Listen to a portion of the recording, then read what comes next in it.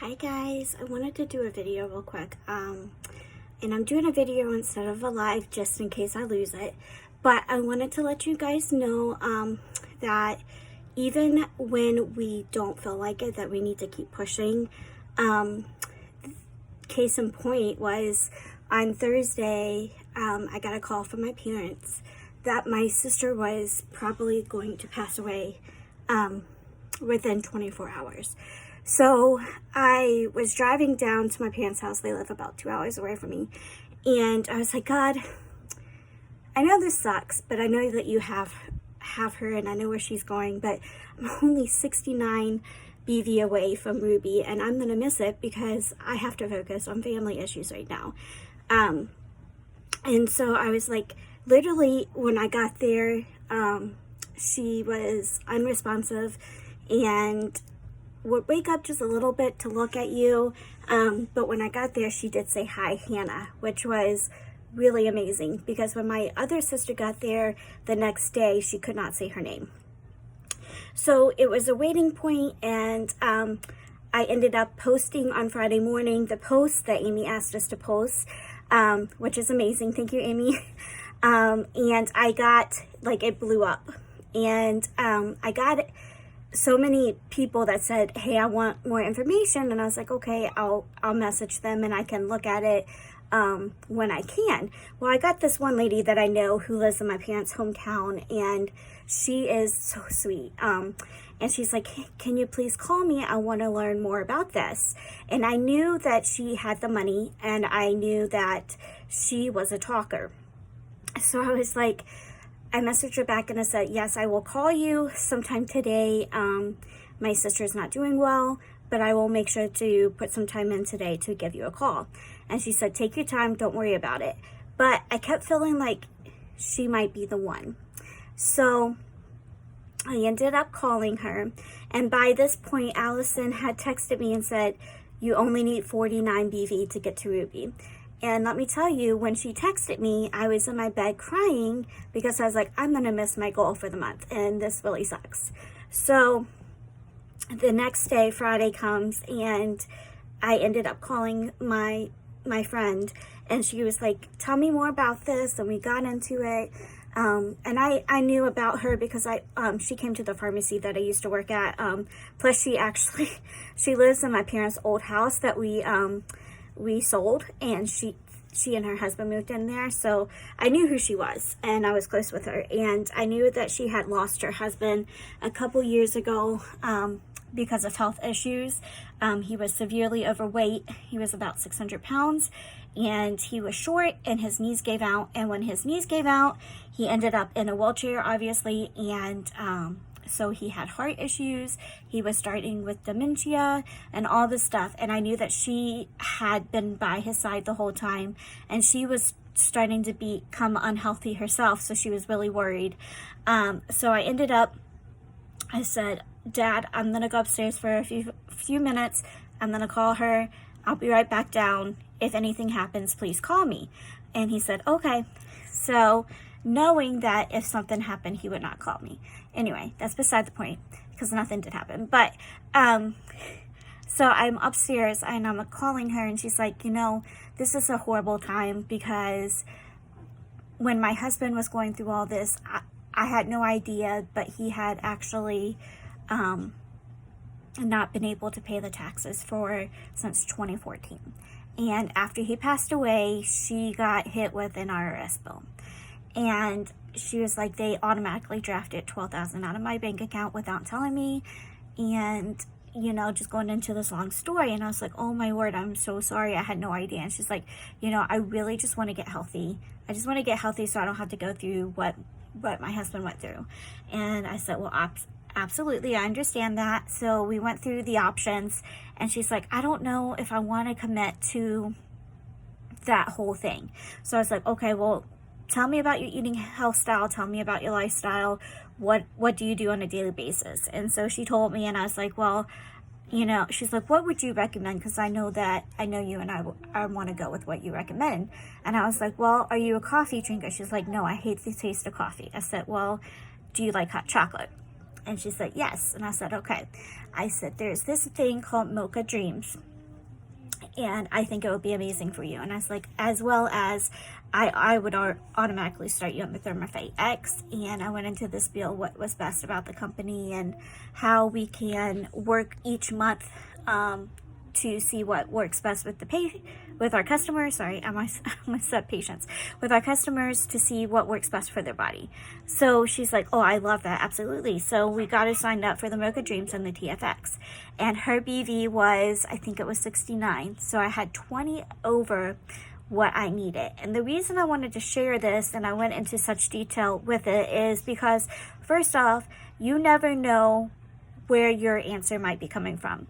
I did not want to call her. I knew that I would probably be in tears when I called her.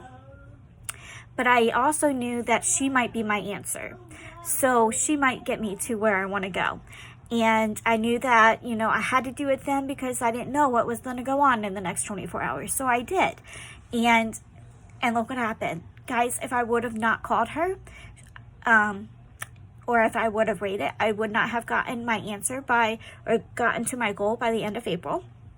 I would not have gotten a new Laurel customer, and I would not have been able to help her just by listening, because all of her kids don't live at her house anymore, and she lives all alone in Callaway, which is in the middle of nowhere. It is literally at the foot of the Blue Ridge Mountains. It is about 30 minutes from the biggest town.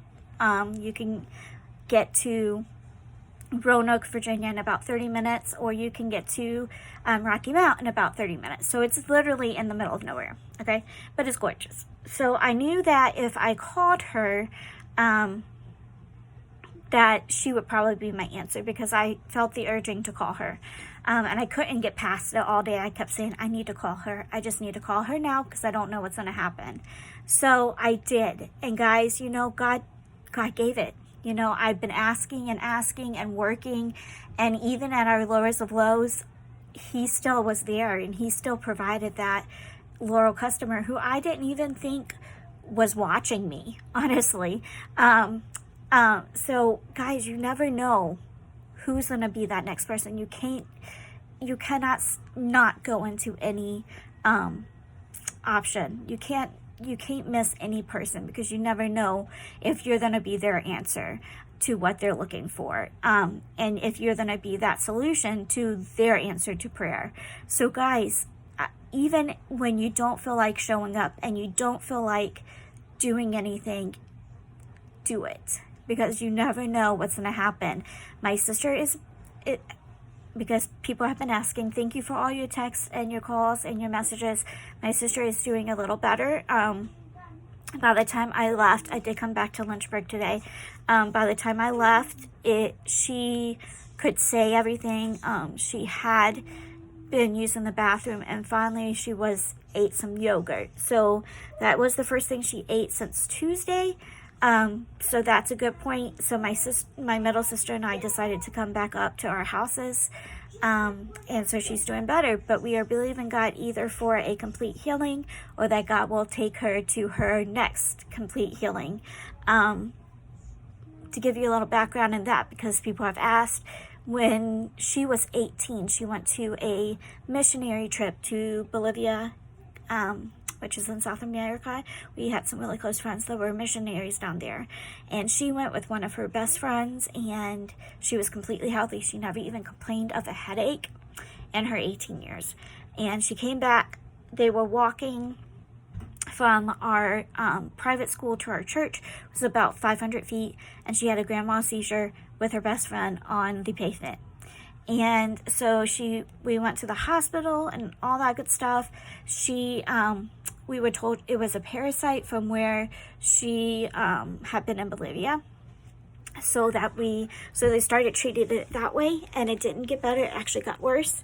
So they put her in the hospital to try a treatment, like a 24-hour treatment, and it did not hit it. So they sent us to Johns Hopkins Hospital, and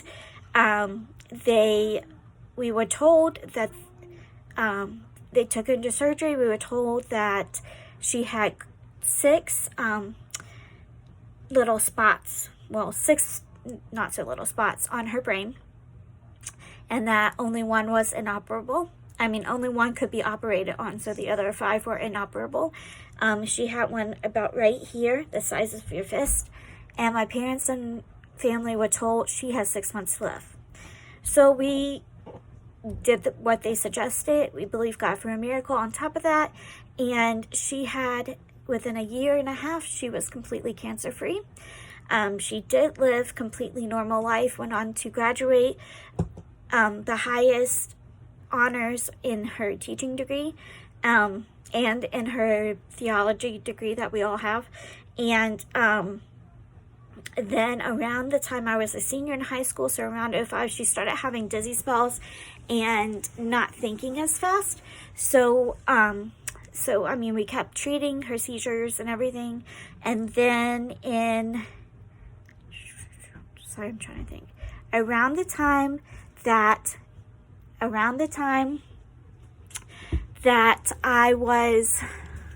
think I got married, so 07. This is still 20 years past not 20, but about 15 years past the time they told us that she would only have 6 months to live. And she started being very dizzy and having little spots and little passing out spells and not acting herself, and started thinking people were saying stuff that weren't even at the house. And so my parents and the doctors kept doing scans, couldn't find anything.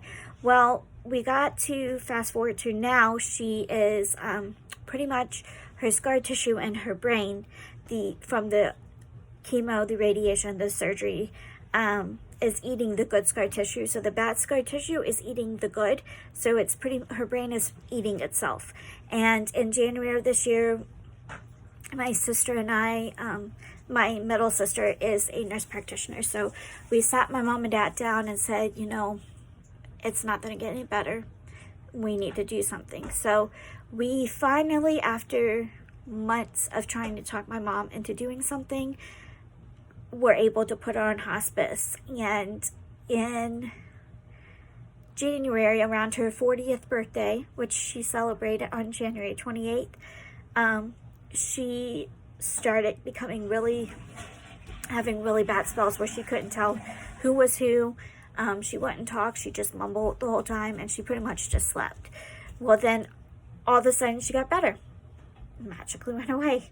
So we were like, okay, well, now it's not her time. Well, she started again on Tuesday, this past Tuesday, and she has not been out of the bed since. She will mumble, and she'll kind of smile to you. But like I said, she was able to know who Elijah and I were, and she was able to, my parents allowed certain people to come into the house that were close with us, you know, our pastors and family that were really close. And so she was able to see everybody. And so we are just believing God. I love you too. Okay, cool. Sorry, Elijah stuck with me.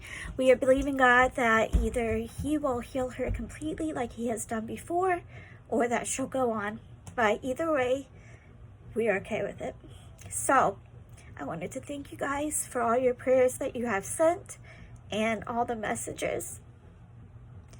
And then also say to keep pushing, because you never know when your answer is right around the corner. So thank you guys. I'm so sorry I haven't answered everybody back. I have not been on the group chat very much, but the focus has been elsewhere. But I'm so excited because I did hit my Ruby goal, and that would not have been possible without this team. So thank you guys.